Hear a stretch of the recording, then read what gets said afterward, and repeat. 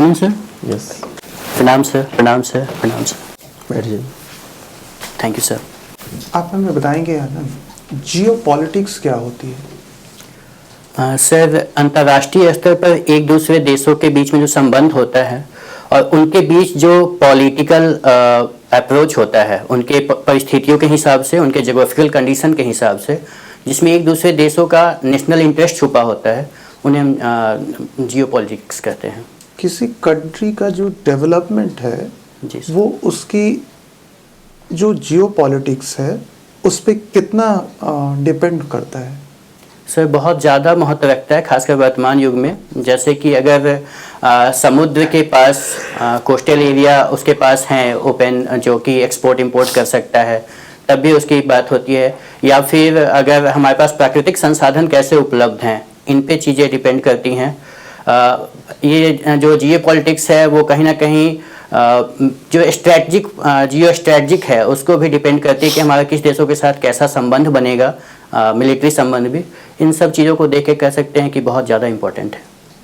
तो आज यूएस सबसे ज़्यादा डेवलप्ड है। जी सर। क्या उसमें उसकी जियो पॉलिटिक्स का रोल है?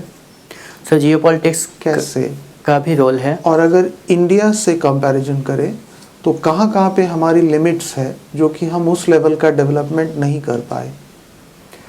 सर, जो अमेरिका है उसका अगर बात करें तो द्वितीय विश्व युद्ध के बाद से ही ये क्लियर हो गया था कि सुपर पावर के तौर पे उभर के आ रहा है। बहुत दिनों तक जो शीत युद्ध का भी काल चला, फिर जब सोवियत रूस। नहीं, यहाँ पे बात जियो पॉलिटिक्स की। आपने अभी अभी जियो पॉलिटिक्स को डिफाइन किया ना, तो उस एंगल से आप हमें बताइए कि अमेरिका क्यों इतना आगे निकल गया और हमारे साथ क्या क्या लिमिट्स हैं? सर, हमारी लिमिट्स अगर जो जियो पॉलिटिक्स के हिसाब से देखें तो हमारा पूरा इलाका, मतलब जो एरिया हुआ, जो साउदर्न एशिया है, वो पूरा का पूरा कॉलोनियल, काफ़ी ज़्यादा कॉलोनियल एरिया देखा, मतलब टाइम देखा है, जिसके कारण जो डेवलपमेंट्स बाकी जगह हो सकते थे अमेरिका में 17th के टाइम से ही होने, मतलब 17वीं शताब्दी से 18वीं शताब्दी से। जो कॉलोनियलिज्म था वो जियो पॉलिटिक्स का पार्ट था या कुछ और था? वो एडमिनिस्ट्रेशन का पार्ट था? जी सर। अभी अभी आपने जियो पॉलिटिक्स को डिफाइन किया है ना, कुछ ज्योग्राफिकल एरिया, कुछ ज्योग्राफिकल रिसोर्सेज, तो उस एंगल से आप हमें बताइए। सर, एक तो वहाँ जैसे अलास्का हुआ, तो अलास्का के पास नेचुरल रिसोर्सेज बहुत ज़्यादा अवेलेबल हैं, जिनको वो टेक्निकली भी काफ़ी आगे थे, जिसको एक्सप्लोर कर पा रहे थे। किस तरह के रिसोर्सेज? सर, पेट्रोलियम से रिलेटेड हो गए, या फिर अगर हम बात करें उनके लैंड एरिया में तो कोल और आयरन वगैरह भी काफ़ी अच्छे मात्रा में उपलब्ध था। अच्छा, ठीक है। और सर, उसके बाद अगर रीजन देखें तो वहाँ पे जैसे कनाडा और मैक्सिको जो हैं वो कहीं ना कहीं उससे पिछड़े हुए थे, और उस एरिया में एक लीड करने की पावर जो थी वो अमेरिका में आई। और वो सिचुएटेड भी ऐसी जगह पे है जहाँ रशिया से भी बहुत ज़्यादा दूरी नहीं है, और पैसिफिक ओशियन जो है, इंडो पैसिफिक ओशियन, वहाँ तक भी वो व्यापार कर सकते हैं, सारी चीज़ें कर सकते हैं। रशिया से ज़्यादा दूरी नहीं होना जी क्या उनके लिए बेनिफिट है?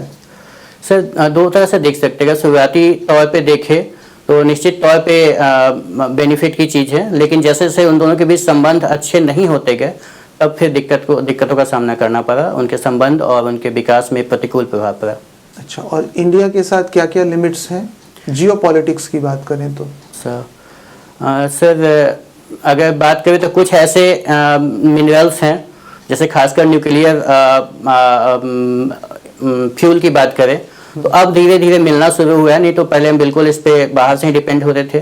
दूसरा, पेट्रोलियम का सर 80% से ज़्यादा हम एक्सपोर्ट करते हैं, जो कि भारत के एक बहुत बड़ा इंपोर्ट पे असर डालता है इकोनॉमी पे। सर, जनरली हमारे पास जियो पॉलिटिक्स का लाभ ही है, लेकिन हम उसको एक्सप्लोर नहीं कर पा रहे हैं। धीरे धीरे हम जब टेक्निकली एबल होते जा रहे हैं तो उस चीज़ों का लाभ उठा रहे हैं हम। अच्छा, ठीक है। EEZ और SEZ क्या है? Sir, EEZ exclusive economic zone है और SEZ स्पेशल इकोनॉमिक जोन है। हाँ, डिफरेंस क्या है? सर, SEZ जो है, सर मैं थोड़ा क्लियर नहीं हूँ। SEZ ऐसे जो मतलब अपने कोस्ट एरिया के पास में जो ऐसे एरिया हैं जो कि स्पेशली किसी काम के लिए इंडस्ट्रियल एरिया के तौर पे डेवलप किए गए हैं, और EEZ मुझे लगता है कोस्ट से थोड़ा दूर तक, अंदर तक, एक्सटेंडेड बाउंड्री तक जो है वहाँ पे डेवलप किए गए। मैं सर श्योर नहीं हूँ। श्योर नहीं। गवर्नेंस और एडमिनिस्ट्रेशन में क्या डिफरेंस है या सेम ही है दोनों? सर गवर्नेंस को जनरली जो पॉलिसी लाने, गवर्नेंस के अंदर में तीनों चीज़ आ जाएंगी, जैसे एक्सिक्यूटिव, लेजिस्लेटिव और जुडिशियरी भी।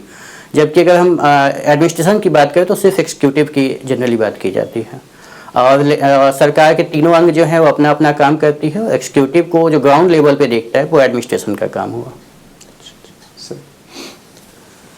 पोएम राइटिंग आपकी हॉबीज है? जी सर। किस तरह के पोएम राइटिंग करते हैं? सर जनरली मैं देशभक्ति से रिलेटेड पोएम लिखना पसंद करता हूँ। मुझे तोड़ देना बनमाली, उस पथ पर देना तू फेंक, मातृभूमि पर शीश चढ़ाने, जिस पथ जाए वीर अनेक, किसने लिखा है? सर माखनलाल चतुर्वेदी साहब ने लिखा है। भारत दुर्दशा? सर मैथिली शरण गुप्त जी ने लिखा है। भारत दुर्दशा सर सॉरी हरिश्चंद्र साहब ने लिखा है सर। उसका एक दो पंक्ति बताइए तो। सर भारत दुर्दशा मैंने नहीं पढ़ा है, पढ़ाई माफी चाहूँगा। अच्छा, भारतेंदु हरिश्चंद्र ने जी सर जो नाटक लिखा जिसमें कि रोहितास और हरिश्चंद्र का जिक्र किया गया है, उसमें गंगा का वर्णन किया गया है कि गंगा के किनारे वो जो श्मशान घाट है। तो भारत जो हरिश्चंद्र थे वो रामचंद्र जी से 30-35 पीढ़ी ऊपर थे। जी सर। तो गंगा तो उस समय नहीं थी, तो फिर गंगा का वर्णन कैसे किया गया है उसमें? भारतेंदु हरिश्चंद्र जो नाटक हरिश्चंद्र लिखे उसमें। सर मैं इस तथ्य से वाकिफ़ नहीं हूँ कि गंगा उस समय नहीं थी, क्योंकि जनरली हाँ हिमालय से गंगा निकल के आई है। गंगा कौन लाया जमीन पर? सर भागीरथ जी के विषय में कहा जाता है तो कि रामचंद्र जी के कुछ ही पीढ़ी ऊपर थे, हरिश्चंद्र 32-33 पीढ़ी ऊपर थे। जी सर। तो 32-33 पीढ़ी ऊपर में गंगा कैसे आ गई काशी में? सर मैं इसका सटीक आंसर तो नहीं जानता, लेकिन गंगा शब्द का इस्तेमाल हो सकता है कि पवित्र नदी के रूप में किया गया हो, और नदियाँ हमेशा अवेलेबल रही हैं, तो हो सकता है कि उस शेप में किया गया हो। और पोएम राइटिंग में कविता का युग बीत गया, अब इसकी चर्चा करना गड़े मुर्दे उखाड़ने के बराबर है, किसने कहा है? सर मैं नहीं जानता, सॉरी सर। कबीरदास को पढ़े हैं? जी सर। चलती चाकी देख के दिया कबीरा रोए, इस पूरा दोनों लाइन को बताइए तो। चलती चक्की देख कर दिया कबीरा रोए, दो पाटन के बीच में साबुत बचा न खोए। सर इसका मेनली जो समाज में वर्ग संघर्ष देखा जाता है उसकी चर्चा करते हैं कि आपस में अगर हम लड़ते रहेंगे तो कुछ भी नहीं बचेगा। चाकी चाकी सब कोई कहे, किली कहे न कोय, जो किली से लिपट गए बाल न बिका होए, ये किसने लिखा है? सर नहीं, मैं नहीं जानता सर, सॉरी। आपने LLB किया है ना? जी सर। DU से? जी सर। अभी जो CRPC, IPC सबको नाम चेंज किया है। जी सर। क्या क्या नाम दिया है?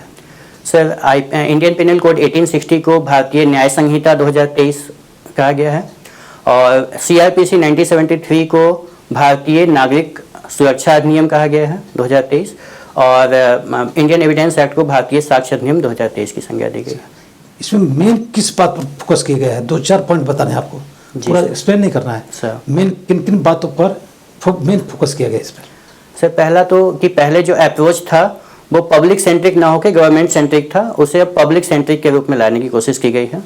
दूसरा कि जो आज के दौर में वर्तमान टेक्नोलॉजीज हैं उनसे ज़्यादा एडेप्टेबिलिटी के लिए किया गया है कि ऐसे सबूत जो कि पहले के लिए बहुत मुश्किल होते थे प्रूव करना, उन्हें अब मोबाइल के तहत या ऑडियो वीडियो मोड में किया जा सकता है। टेररिज्म को लेके किया गया है कि टेररिज्म की परिभाषित की गई है, और ऐसे चीज़ जो इंटीग्रिटी और यूनिटी को राजद्रोह देशद्रोह का क्या किया है? सर पहले राजद्रोह में ये था कि अगर आप सरकार के खिलाफ कुछ करते हैं, ऐसे कदम उठाते हैं जो उनके खिलाफ हैं या उन पे कुछ आक्षेप लगाते हैं, तो आप पे राजद्रोह का मुकदमा चल सकता है सेडिशन का। लेकिन अब है कि अगर आप देश के खिलाफ कुछ बोलते हैं या उनके किसी संपत्ति को नुकसान पहुंचाते हैं, इस तरह की चीज़ें करते हैं, तो आपको देशद्रोह का मुकदमा। ट्रायल के संबंध में कुछ बताया गया, मुकदमा का इन्वेस्टिगेशन, चार्ज, ट्रायल, इस संबंध का कुछ सीमा निर्धारित किया गया है कि इतना ही सीमा होना चाहिए? जी सर। और कंक्लूजन भी total sir judgement? Time frame कर दिया गया है, जैसे कि अलग अलग अपराधों के लिए, किसी के लिए 60 दिन, किसी के लिए 75 दिन, इस तरह से निर्धारित किया गया है कि ट्रायल कंप्लीट हो जाना चाहिए। इन्वेस्टिगेशन के क्या है? जी सर, इन्वेस्टिगेशन में है कि एक तो 0 FIR की बात की गई है कि 0 FIR आप कहीं भी दर्ज कर सकते हैं, करा सकते हैं किसी भी स्टेशन में। और दूसरा सर कि उसमें जो चार्जशीट फाइल करना है उसकी भी डेट तय कर दी गई है, 60 दिन के अंदर, या अलग अलग केस उसमें अलग अलग दिन रखा गया है। समन केसेस क्या है? सर समन केस वैसे हैं जो वारंट केस की श्रेणी में नहीं आते, और वारंट केस वैसे होते हैं जिनमें या तो वो तो जनरल चीज़ आप बता रहे हैं। जी सर। मेन समन केसेस होगा क्या? सर सम्मन का मतलब होता है कि जो CRPC के सेक्शन 60 के तहत समन नहीं पूछ रहे हम। जी सर। समन केसेस पूछ रहे हैं। अच्छा, समन केसेस सर, जो जहाँ तक मैं रिकॉल कर पा रहा हूँ, जो मतलब सरसरी निगाहों से जो मतलब पूरे डिटेल में न जाते हुए, चीज डिपेंड करता है पनिशमेंट पर।